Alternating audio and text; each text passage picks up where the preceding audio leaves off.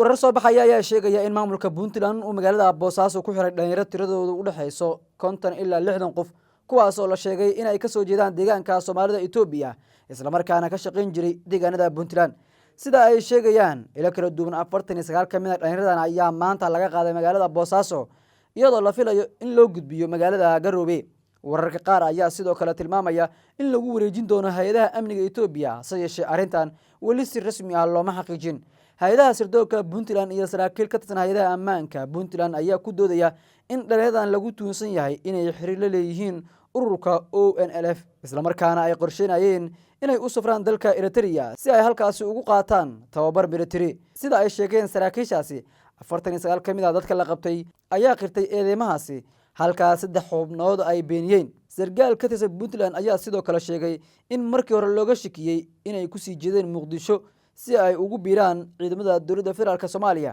balse baaritaano dambe lagu ogaaday sida uu sheegay inay xiriir leeyihiin ururka ONLF waxa uu intaasi ku daray in lagu tuunsan yahay inay tababar military uga soo qaadan lahaayeen Eritrea si ay uga qayb qaataan dagaal ka dhici kara gudaha Itoobiya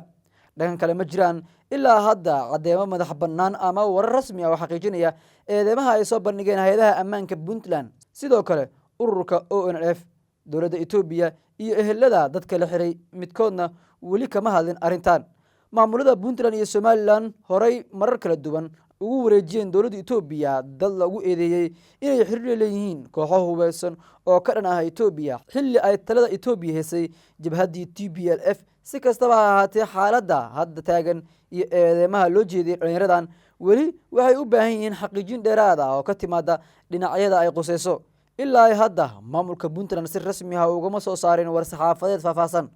oo ku saabsan tirada rasmiga ah ee dadka la qabtay eedeymaha loo heysto iyo halka loo wareejin doono sidoo kale dawladda Itoobiya ayaan wali ka hadlin wararka sheegaya in qaar ka mid ah dhalinyaradan lagu wareejin doono hay'adaha amniga ee dalkaasi